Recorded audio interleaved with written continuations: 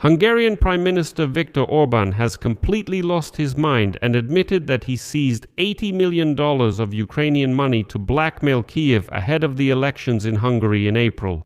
Hungary stated that the seizure of Ukrainian cash couriers and the FT of the money is a response to the alleged blocking of Ukrainian work on the Druzhba oil pipeline. Budapest also does not rule out similar actions in the future and stated that it is ready to seize any Ukrainian assets until Ukraine unblocks the supply of Russian oil through its territory to Hungary. This is already open blackmail and racketeering, and it's happening at the state level. This is truly state-sponsored banditry. Moreover, the Hungarian government has adopted a special decree. Today, under this decree, the money and gold of Ukraine's Orban Bank will be seized for at least 60 days. Brussels remains silent on this matter for now, while Ukraine calls it an act of state banditry. My name is Pechy. Let's discuss this topic together, but before we start, I ask you to subscribe to this channel, like this episode, and leave any comment under this video. Also, subscribe to my Telegram channel. The link to it is in the description of this video. So, Hungary stated that the seizure of Ukrainian cash collectors and the FT of the money is actually a response to the alleged blocking of Ukrainian operations on the Druzhba oil pipeline, through which Russian oil was still flowing to Hungary. And here the Hungarian Minister of Construction and Transport, János Lázár, openly admitted, saying yes, the seizure of the money was simply an act of revenge. This is a tool of blackmail, and the whole story about some mafia, what they were talking about, was just a cover to activate the protocols of this anti-terrorist special forces unit that seized these cash-in-transit vehicles.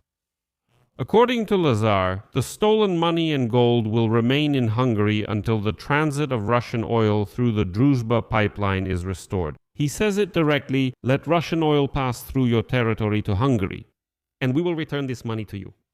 But what about the story with the Mafia? If you catch a mafioso, you have to see it through to the end, not just say, resume oil supplies and that's it. We'll give everything back to you right away. And now, the most important thing. This is what Ukrainian law enforcement and Interpol must clearly record. The Hungarian minister publicly admitted that the operation to seize the armored vehicles of Ukraine's Orban Bank was not accidental. Quote from the minister. We know that Ukrainians are very nervous. If we are being blackmailed, we can't be so foolish as to give in. We did what we did for a reason, and we won't return the money to them. The money will stay here for now. We are waiting for the oil pipeline to open and for new shipments of Ukrainian money to come through Hungary. And the last part was already a hint that any Ukrainian armored cash-in-transit vehicles passing through Hungary will be seized in the same way by Viktor Orban's regime, which is ready to resort to bandit tactics just to try to win the elections.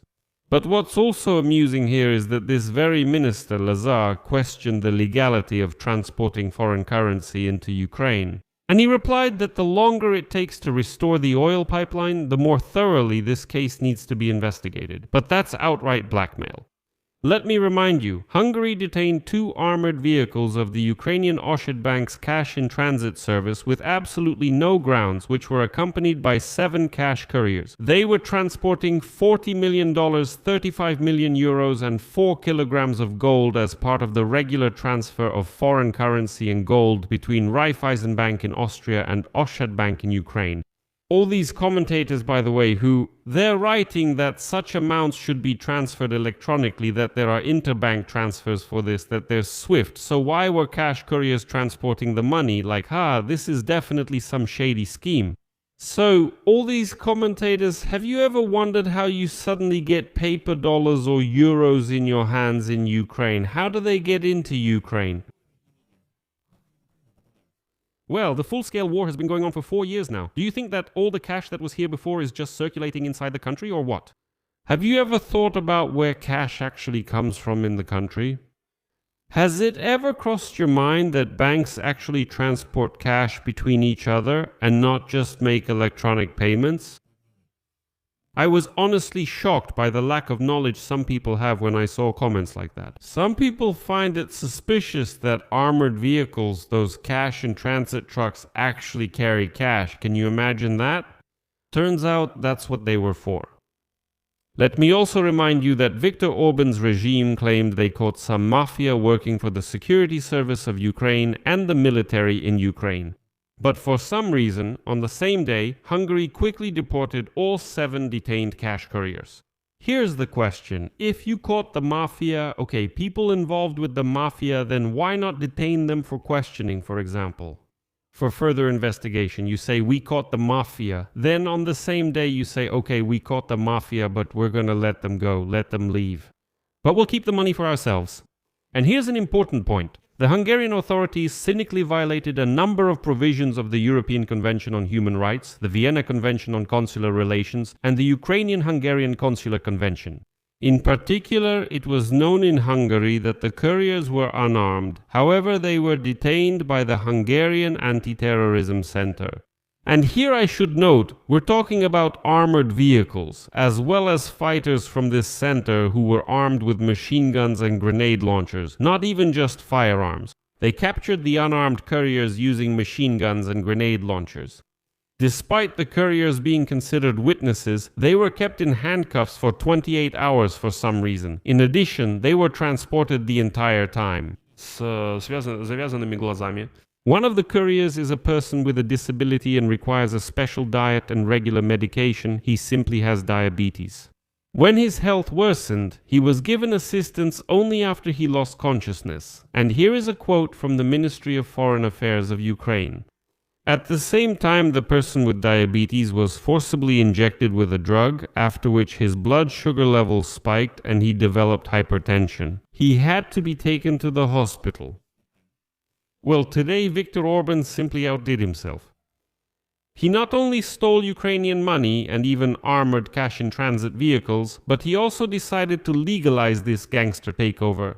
The Hungarian government passed a special decree today, according to which the money and gold of Orban Bank will be seized for at least 60 days.